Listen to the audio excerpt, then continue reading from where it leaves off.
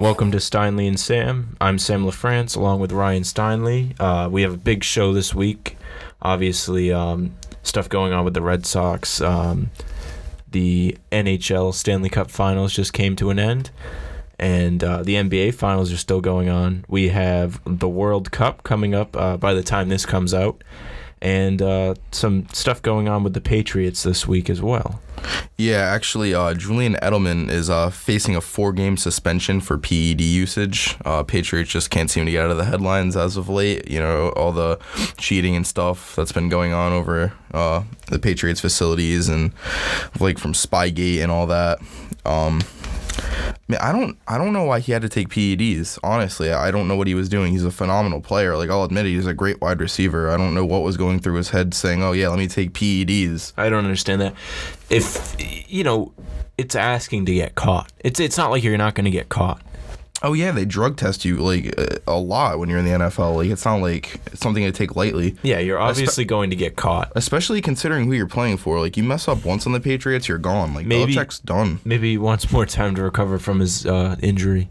I doubt it. I bet you he used them to recover from the injury. I guarantee that's why he did it. Maybe he thought he wasn't going to be himself after the injury, and that's why he did it. But it's still ridiculous. So he's suspended 4 games. Stupid. Yeah. And, I feel like that's not going to be that big of a deal for them. I mean, their team has fallen apart a bit. I mean, they've lost some people in free agency and stuff, but they'll be fine. They'll make the playoffs. Well, yeah, and he'll be playing in the playoffs. Brady showed last year they didn't need Edelman anyway. They went to the Super Bowl. Unfortunately, they lost to the Eagles, but they still went to the Super Bowl without Edelman. Yeah, they should be all right. I'm sure they'll be fine. They did lose Amendola, but I'm sure Brady can throw to other people. Well, yeah, he's supposed to have Gronk. We'll see how that works out. Gronk, not sure if he wants to do Hollywood or not. And then we have Jarvis Landry kind of throwing some shade at the Dolphins quarterback, saying Browns quarterbacks are already a lot better than Miami's in 2017, which I thought was kind of funny. I don't know about that. I feel like Tannehill could have had a good season last year had he not gotten injured, and the Dolphins might have been semi-legit, but he got hurt, and then they had to have Jay Cutler, which might have been what he was talking about. Probably. Because Jay Cutler's terrible. Not special at all. The thing about Jay Cutler is, like, he'll have games where, like, he'll totally tear your defense apart and he'll throw all over you, and then he'll have games where he throws, like, 5 interceptions. It's like he doesn't try? Is that, like, a legitimate thing? Like, he doesn't try? He's just bad. He's just bad? He's just bad. Like, I don't know how he's in the NFL. I don't know. He's at the analyst table now, I think.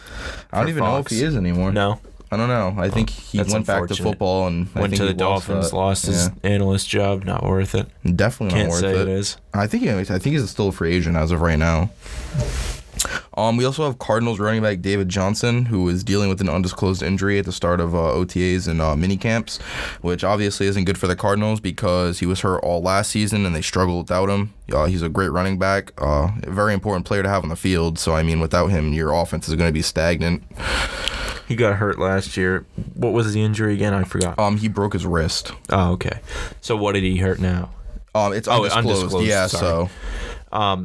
So that could be, like you said, tough blow for him. Oh, yeah, definitely. He was a big fantasy player last year. I remember people were upset about that. Depending on what it is, we don't know yet, but could cause him to fall in some fantasy drafts. You never know. Yeah. Also, we have Browns running back Johnson. They agreed on a 3-year contract worth $15.6 million. That's a pretty big contract for Duke Johnson. He's not really like a starting running back in the NFL. He's more of like a third down back, kind of like a scat kind of guy. He receives out of the backfield. He can't play receiver. He is kind of a dual threat guy, but nowhere close to like an elite level guy. Why do they pay him that much money? He's not worth that? Honestly, right? Do you know how much money the Browns have to spend? They're like $100 million for cap space. If they have a space. lot, then they should make an effort. Obviously, people don't want to go to the Browns because they're not good, but if they manage their money better, they could potentially have a good team. Like, look at the Cavs right now. They gave all these guys huge contracts. J.R. Smith's making like $14 million. Thompson making like $18 million. It could come back to bite them if they have a situation where they do need the extra money. Yeah. I guess. I mean, like, you could argue that he is worth the money. I mean, over 3 years' time. Plus, that's probably not fully guaranteed. It didn't state the fully guaranteed money. So yet. It's not a complete overpay. It's not a complete overpay, it's no. Because, acceptable. Yeah. Okay. Somewhere along the lines, he probably they didn't release what the guaranteed amount was yet, but he probably got guaranteed probably somewhere between 10 to 11 million. Okay. Well, that sounds a little bit better for them. Yeah. Then we also have Seahawks defensive end Deion Jordan, who's undergoing knee surgery. Everybody knows he got drafted about 3 years ago. Never really lived up to the hype. He went 3rd overall in the first round. Only totaled 7 sacks throughout 3 years in the NFL. Can't really stay healthy either. I was really high on when he was coming out of college. I really liked him, but apparently he's not striving too well in the NFL, so... Do you think the Seahawks team, not because of this, but they should struggle a bit more this year than they have lately? Well, they didn't make the playoffs last year, right? No, they didn't. They went 9-7. They lost Richard Sherman, who's getting a little old, right? Yeah, he's also coming off an Achilles tear, so right. I don't know how he's going to play with the 49ers. But he was a big part of their defense when they were really good. Yeah. So, I think a lot of that stemmed with their defensive coordinator, Chris Richard, who's now with the Cowboys as a defensive backs coach, which I really like that move. He kind of really formed the Legion of Boom with Cam Chancellor and Richard Sherman, and kind of made them what they are today. Right. He really they even said it that he kind of mentored them and built them up. So yeah, I think he had a big role in playing with that defense. We also have Terrell Owens. He declined to attend the Hall of Fame enshrinement, which I thought was weird, but I guess he said he wanted to be with his family rather than go and... Can he bring his family? I'm sure they would let... If you're going to be inducted into a Hall of Fame, you can definitely bring your family. There's no way that you can't bring your family. I think unless he means his extended family of if he has a massive family, I don't know. he probably won't be able to bring all of them. He's always wanted to be with special people, so I'm assuming family, friends. Just bring them. I mean... Why would you not want to be there? Terrell Owens always likes to be in the news. He's always a drama queen, so... I know, it's just stupid. And then Calvin Johnson, he lauds the new catch rule, which I thought was funny because he was the one that kind of started the whole thing with... Back a few years ago, he had a catch, I think it was against Chicago, that was ruled not a touchdown, and that kind of just stemmed the whole not a catch thing. And now that the NFL finally solidified what a catch is going to be, he thinks it's funny. Well, it's long overdue. Oh, yeah, definitely. Should have been looked at years ago. If you have a game like football, and where receiving is a very important part of your offense, and you don't know what a catch is as an official... It makes it intolerable. Yeah. I don't watch a lot of football, but I did watch some of the playoffs, and all the complaining that, is it a catch, is it not a catch? There was an interception in a playoff game. I think it was Bills versus Jacksonville. And you're talking about the Jalen Ramsey interception? Right, yeah, and they were saying, is it a catch, is it not a catch? Well, did he come up with the ball? Yes. Then, yeah, it's an interception. It shouldn't be as complicated as they made it. Yeah, I don't know. It takes away from the game. It does. Not only are there large breaks between plays as it is, but then they have to review to see if something's a catch.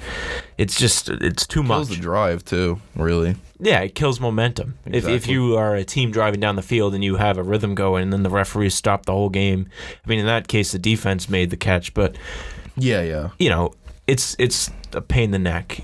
Mm-hmm. It kills all your momentum. It's funny, too, because I was watching that playoff game, and when Nathan Peterman checked in, I was like, this is going to be an interception, I feel it. This guy threw 7 interceptions in one game.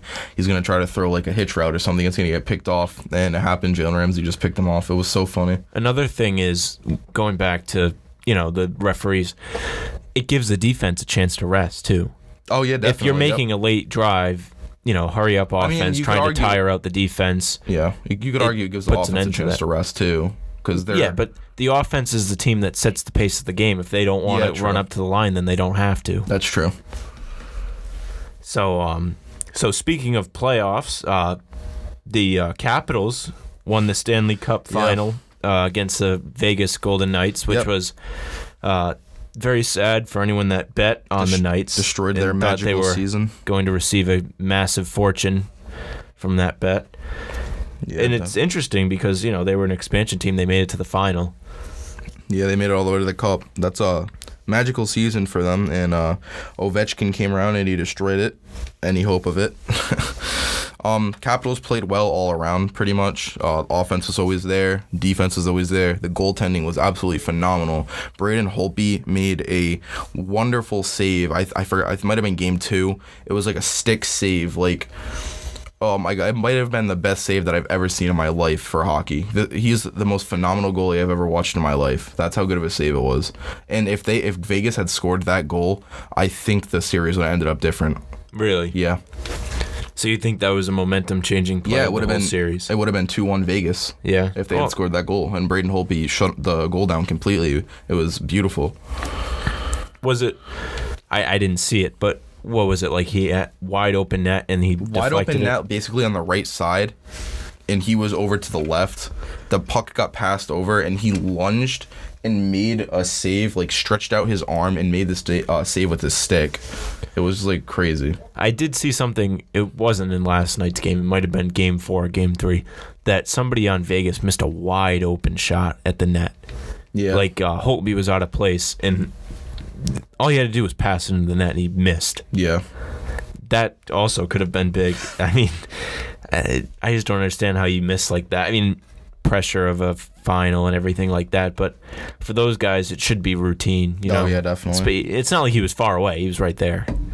It's going to be interesting to see what Vegas does next season, if they can repeat what they did. Definitely as someone that isn't a hockey person, I would assume not. Yeah. Well, if you look at it, I mean, the Stanley Cup's been different teams like every year now. It's not like the NBA where it's like... Pittsburgh won 2 in a row. But yeah, 2 in a row, and then...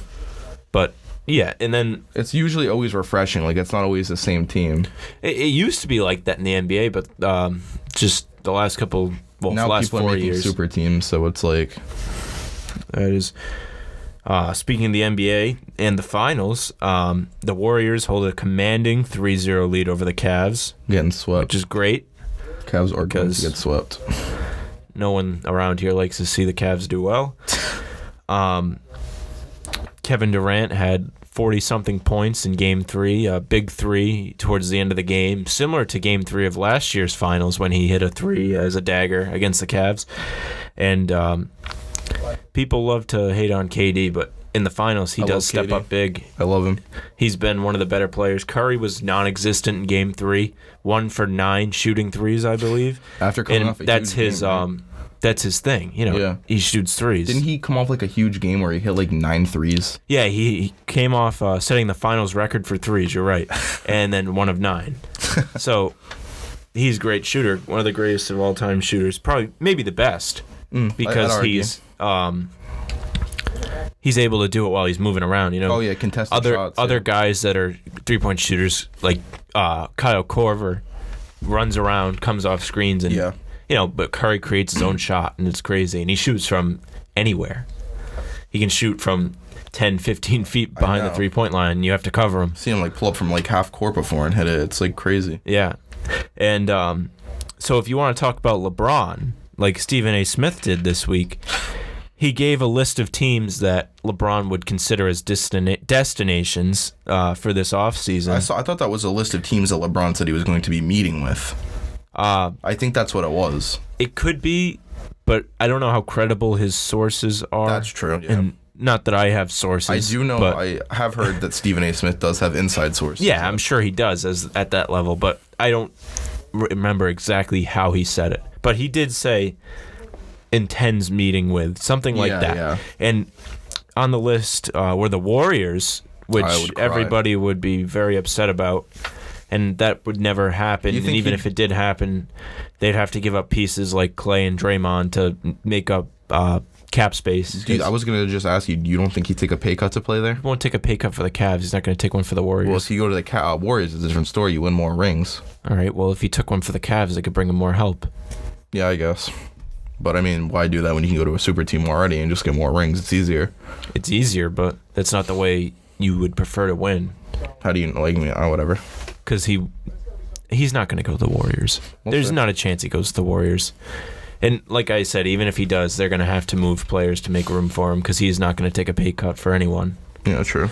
Including the Celtics, who made their way onto that list, and I don't know why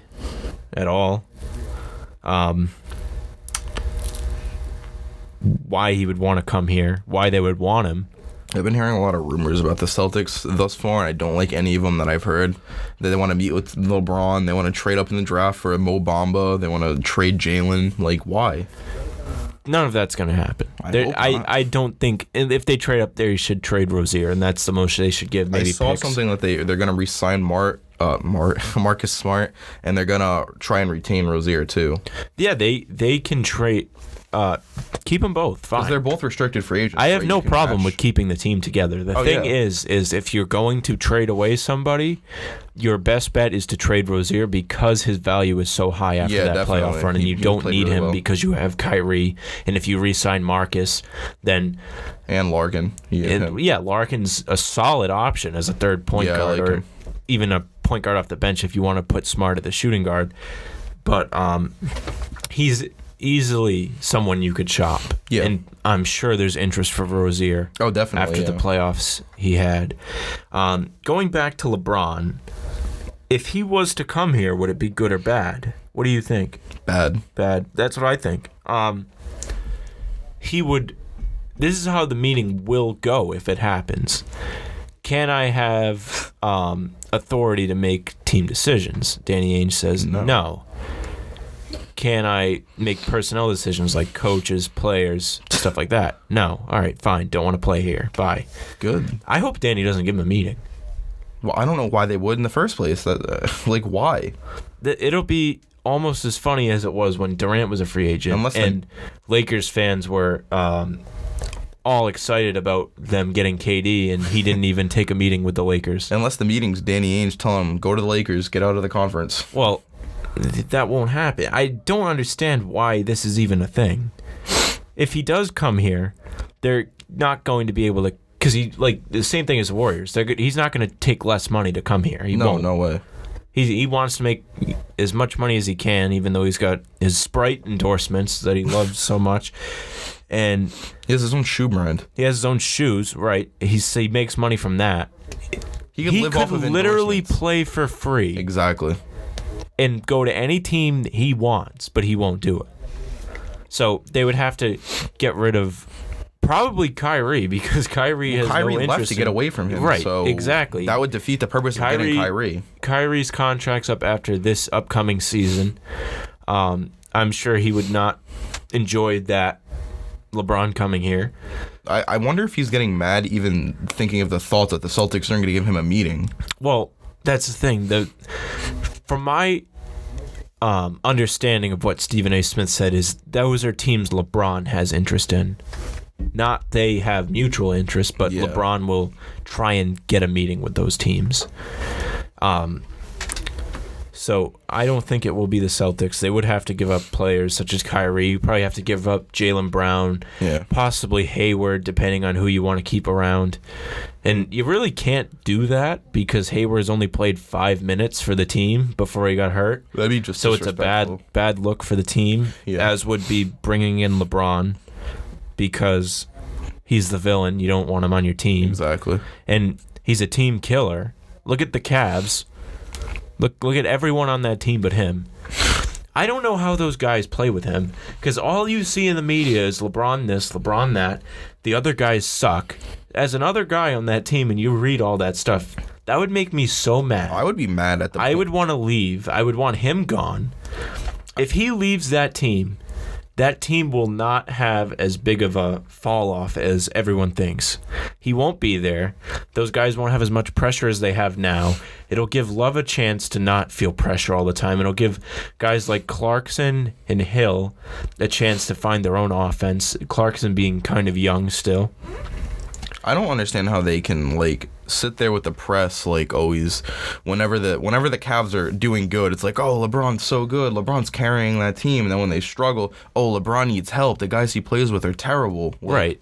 And then that must be so aggravating for them. As someone, if I was someone that was not LeBron on the Cavs, I would want out of there. I don't understand. Kyrie was smart. Yeah, you're right. But I don't understand the guys that would follow LeBron. Like Mike Miller would follow LeBron. J.R. Smith. J.R. Smith was traded there from the Knicks, but he's stuck around. Yeah. James Jones was with LeBron for 7 straight seasons, I think. Why would you do that to yourself? All the attention that is put on him, he gets all the positive attention, and then the rest of the guys get the negative attention. Yeah. Everything, basically. Especially Kevin Love. Kevin Love gets blamed for everything. He does. And, I think the real reason that the Cavs are down 3-0 is, I don't know if you've seen it, but every year at the finals, Jimmy Kimmel Live sends Guillermo, their media person, to the NBA Finals Media Day, and all he wants to do, the poor guy, is talk to LeBron, and LeBron never gives him an interview. Really? Guillermo even brought him a salad this year, and he wouldn't talk to him. If you haven't seen it, look it up on YouTube. It's great. Guillermo goes to the NBA Finals. He's done it for 7 straight years since 2011. So every year that LeBron's been there, he's always tried to talk to him, and he always gives him the cold shoulder and tells him to get lost. And it's not a good look for LeBron. Other news, Brian Colangelo steps down as the 76ers GM after the burner account saga there. Really? Yeah, he stepped down yesterday. And it was proved, it is understood that the wife was the one running the accounts, which is something, if I was him, I'd be upset. He had to lose his job. They were probably going to fire him if he didn't step down. Yeah, they probably gave him the option to resign or get fired. So he lost his job because his wife, and listen, that means his wife loves him very much. She made all those accounts to defend him. So, I mean, that's a good relationship for him, but he lost his job, so, I don't know. Should he be mad, or should he be like, "Oh, I appreciate you defending me"? Oh, I'd be so mad. I'd be mad. I'd be so mad. But yeah, so they have to find a new GM. The thing that is amazing is how they even figured out, who brought it to someone's attention that, look, these must be him. One of them hasn't even tweeted anything. I know, it's crazy. I don't even know how they'd figure that out. Yeah, I have no idea how they figure stuff like that out. I understand more of how they proved it with the phone numbers and everything, but the initial observation, I don't know how that came to be. Well, they probably figured, when he was, whoever it was trashing the players on that team, they're probably it's probably somebody inside the organization. I mean, starting with, with a KD burner and stuff, Right. Kevin Durant did the same thing, except he was defending himself. Yeah. But a lot of people seem to think Sam Hinkie, the ex-GM that made the Sixers into the process, they were terrible for 3 or 4 seasons, but they built up the draft picks and everything. He was behind this. They think he wants his job back or whatever. Probably not, but that would be interesting. Imagine that. Yeah. He just sabotaged the GM of his old team, and he wants to be back. It'd be crazy. And speaking of tanking, the draft is coming up at the end of the month, and tanking is a big issue with the NBA. There's all kinds of, teams don't want to win games so they can get a higher draft pick. And the NBA is implementing a minor solution next season that the bottom 3 teams will all have the same odds of the top pick. I like that. It's okay. And I think it might give more influence to tank because you say, well, we don't even have to be the worst. If we just get to the bottom 3, then true. we get the top. We have the same odds. Yeah, that's a good point. I didn't think about it like that. So I think a good solution to tanking, and this is going to take some explaining. It's kind of complicated. But if you've ever seen English soccer, they have, which you haven't, they have multiple leagues, multiple divisions. So it's similar to baseball, where they have the Red Sox, and then they have AAA Pawtucket and AA Portland. Yeah, kind of like it's similar to that, teams, but it's not farm teams. It's all individual-owned clubs. Really? So yeah, so I think an interesting thing if the NBA was to do this, which they probably will never do, but they want to get expansion teams. It's been in talks for a while. What they could do is maybe put in 10 expansion teams, have the bottom 10 teams from the current 30 go down, and make 2 different leagues where maybe the bottom 3 from the top 20 get moved down to the lower league if they're doing bad. That way you don't want to tank because you lose out on being in the top league. And the top 3 from the second league come up. and so on. Yeah. But the issue with that would be how the draft works now that there's 2 leagues. Would the top teams pretty much everything? Yeah, there would be a lot of changes that would have to happen. They would probably have to eliminate the draft, possibly, but you wouldn't have tanking. But maybe the lower you are in the league, the more prize money you get to spend on players as like prospects. So you have the means to sign. Like how soccer is, right? I feel like that would definitely prevent tanking, but it would also... I feel like it kind of ruined the game, I feel like. Not ruin it, but it would make it easier for dynasties to happen, which is something that is a complaint going on because people don't like the finals 4 years in a row. And that could very well feed into that if they are able to, say the Celtics are good for 3 or 4 years and there's no draft. So they say, all right, top prospect, come play for us, we're good. And then, true, yeah. They would have them. But so teams like Brooklyn would struggle to get top prospects because they're not good. They could, or because if they get more prize money for being a lower finish, they could offer more money. So you never know. Yeah. I would like to see that. I'd like to see what would happen if that happened, because I would want to see if it did prevent tanking, if it made it more interesting, and it would also make games of lower quality, like the Nets versus, say, the Mavericks, be an important game because like one of the teams doesn't want to go down. You know what I mean? Yeah. In the regular season now, those games mean nothing. Mm-hmm. Fans don't even show up. Well, basically, it's like an empty stadium. Right, and it would definitely be good for people that want to become NBA owners, because if they were to buy an expansion team, it would be cheaper because they'd be in a lower league, but they could increase the value of the team over time. So could the lower league teams get up to the higher league? Yeah, if they finish... So like soccer. Yeah, if they finish, like, say, top 3, they get promoted, and the lower teams come down. And you could even... The way England does it is they have a playoff. The top 2 teams in the lower league automatically go up, but, like, 3 through 6 have, like, a 4-team playoff. So you could do that. I would like to see some kind of fix for tanking, though. It's no fun for teams not to be good and not be good on purpose. Yeah. That shouldn't be the case in any kind of game. Definitely. The Red Sox, as of late, have been rather hot. Last weekend, they went down to Houston and played against the Astros, who are a good team. And they lost the first 2 games against the Astros, but then they won the next 2, so they split the series. And David Price moved to 6-4, and Rick Porcelli 8-2 with wins. And that's impressive to me because, they lost the first 2 games. And the big question around the Red Sox had been, can they beat legitimately good teams? Yeah, I remember you saying on last week's show this is going to be a good test for them. Right. And so I think they passed because they did lose the first 2 games. Sale even lost. Sale lost, and they bounced back and won the next 2. And I know on Sunday they won 9-3. It wasn't even close. And Benintendi's been red hot. He was hitting home runs in Houston like nothing. They had Monday off. On Tuesday, they came back to Fenway, opened a 3-game series against the Tigers, and Stephen Wright, who's been great, 1.57 ERA for him, knuckleballer. And I saw one of his pitches. It was crazy. Like Vasquez couldn't even catch it. That's how crazy it was. And they won 6-0 behind his 7 scoreless innings, and he only gave up 2 hits. And Martinez hit his 20th home run, and Xander Bogaerts hit his 9th home run to help them to 6-0. Wednesday, they continued their winning ways, 7-1 this time. Eduardo Rodriguez moved to 7-1 himself, and Benintendi hit his 10th home run, and Vasquez hit his 2nd home run.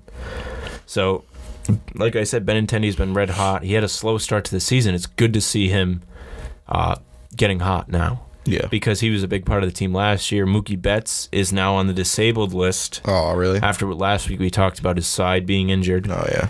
And so it is important for somebody to be picking up what he was doing because he was incredible. He was leading the league in home runs, right? And batting average. And Thursday they finally did lose. Jalen Beeks of the Red Sox got his first ever big league start, and it did not go well. 5 runs in the first inning. Really? But after that, I'm pretty sure he didn't let up any runs. Oh. So impressive that he was able to bounce back. Good for him. Yeah, definitely. But 5 in the first is not good for his confidence. But Benintendi hit another home run yesterday, but it wasn't enough to propel them. Do you know many? They did lose 7-0. 11 now. Really? Yep, 11 for Benintendi. Once again, Mookie Betts on the disabled list. I believe it was the 10-day, so he shouldn't be too long on there. Mitch Moreland, since Hanley's been released, has been red hot. He's up to 10 home runs, 30 RBIs, and he's batting .303, which is great. That's crazy. And he's good in the field. So they definitely made the right move. At the time, I was a little critical, not too much, because I'm not into it as much as basketball, so I really don't have a strong opinion. But it did turn out to be the good move because Moreland has been great. Stephen Wright, once again, was great.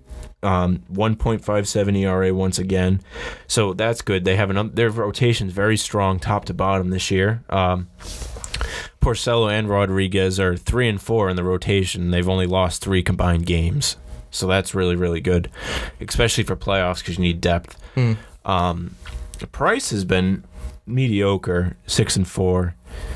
And Sale hasn't been Sale, but he will probably get better as the season goes, I assume. Didn't you say one of them's probably going to be leaving at the end of the season? Price. It was Price. Price is definitely probably going to leave. He doesn't like it in Boston. Yeah, he's not probably not cut out for the harsh media. Fan. Yeah.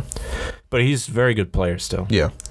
And then they will finish their homestand this weekend against the White Sox and head to Baltimore next week. So no real test for them next week. They should be able to take at least 2 out of the 3 against the White Sox, 2 out of the 3 against Baltimore. They're not a good team, right? The White Sox? White Sox are not that good this year. Struggling. Baltimore's not that good this year, so they should be able to win those games.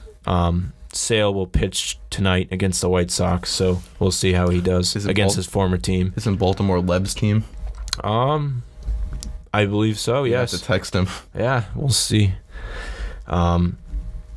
So by the time this episode comes out next week, the World Cup will have started. It starts in 6 days, next Thursday. And Ryan, you are a football expert of some sorts. Yeah, you could say that. So definitely I'm not. sure the people would love to hear your expert opinions on who will make it out of the group stages. So from Group A, who do you have coming in first? Who do you have coming in second? And we'll do this for all the groups, and then we'll go over the bracket. So and, if you have any reasons why, please share them. There's not going to be a lot of reasons. I can tell you that now. Most of this is blind guessing. Blind guessing. So I have Uruguay coming out. Am I doing this right? Uruguay? Yep. Yeah, all right. And then Russia coming out of Group A. So those 2 teams. And then Group B, I have Spain and Portugal. Group C, I have France and Australia. Group D, I have Argentina and Nigeria. Group E, I have Switzerland and Brazil. Group 1, I have Germany and Sweden. Group G. Group F, Germany, right? Oh, yeah, my bad. That's fine. Group G, I have England and Belgium. And Group H, I have Colombia and Poland.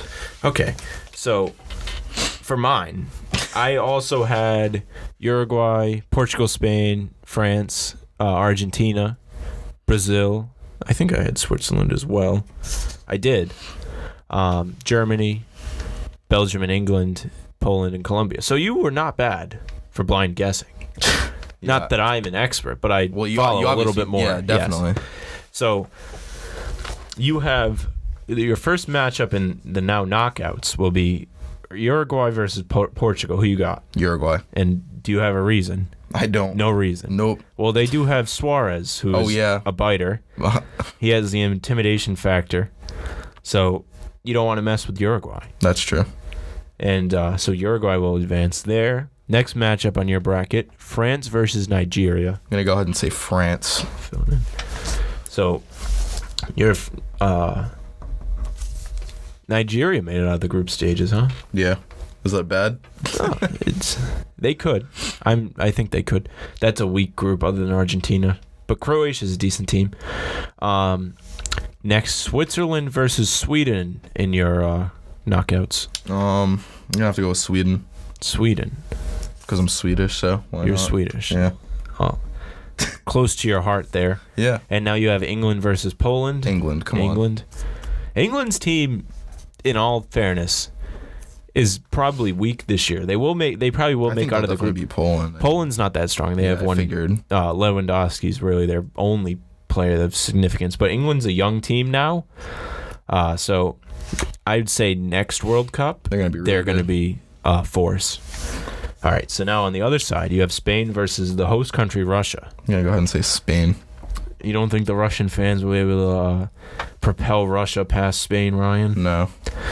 Okay, now Argentina against Australia, who made it out of the group stage. Argentina? Argentina, okay. The Kangaroos will not scare Messi away. Definitely from not. a World Cup. Germany and Brazil, which was a semifinal in the last World Cup. I'm going to go ahead and say Brazil. Brazil and Germany both have good teams this year. And your last first round game is Colombia and Belgium. Let's go ahead and say Belgium. Do you have any reason or? Nope, just going blind. Okay. Now, we instead on the side, we have Brazil against Belgium in the quarterfinals.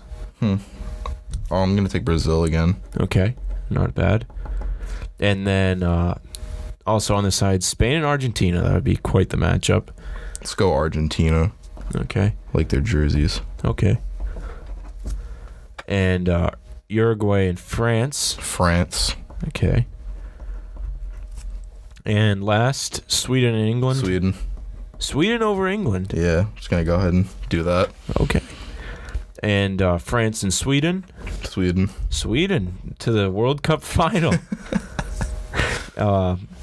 And Argentina and Brazil. Argentina. And for the World Cup final, actually, fill in the third place. So Brazil and Brazil's third place. Brazil and France in third place game. And who's winning that? Brazil. All right, so Brazil will be third place, and Sweden versus Argentina in the final. I'll give it to Argentina. Argentina, okay. I want to say Sweden, but in all fairness, All right, I don't even know if they'd make it that far. But okay. So do you want to hear what I had in my bracket? yeah, let's hear. So out of the group stages, I had Uruguay winning Group 1, as did you, and Portugal in second place in Group B. So we had the first matchup the same. France is first in Group C, but I had Croatia coming out of Group D as the second place team. And then Brazil I thought would win Group E, and Mexico would be second in Group F. I thought Belgium would win Group G instead of England, but Poland we had in the same spot as well. Spain we had in the same spot. I had Egypt instead of Russia because Mo Salah has been exceptional this year. Argentina we both had. I had Denmark over Australia. Germany we had, and instead of because I had Brazil winning, I had Switzerland in Brazil's place on your bracket, so we had them switched. Colombia we had the same, and I had England as second place in Group G. And then I had Spain and Argentina in the second round, as did you. You had Germany losing to Brazil. I had them beating Switzerland. I had England beating Colombia. Belgium beating Poland. Brazil beating Mexico. France beating Croatia and Uruguay beating Portugal. And then I had France beating Uruguay. So we had the same winner of that branch of the bracket, France. I had Brazil beating Belgium. Even though Belgium's quite the team, that'll be a game if that happens, because they both have a star-studded squad. But I did have Brazil. So Brazil and France in one semifinal, and then I had Argentina beating Spain because their team is quite good as well. And Germany will beat England because England is very young. Germany will also beat Argentina, I think, because Germany's team is so good. They have like some of the best players out of the world all on their team. And I had Brazil beating France because Brazil's also stacked. But I did have Argentina as the third place team and Germany as champions. So there's that. So very exciting times for the World Cup. Starts next week on Thursday, and I believe Russia will be playing the first game because they're the host country. So thank you very much for listening to our World Cup predictions and the rest of our show this week. Next, by the time the group stages are done, we will do this again with the actual teams. Ryan will be back at his expertise with world football, and that'll happen. So thanks again. Follow us on Twitter at Steinle and Sam. Thanks for listening. See you next week.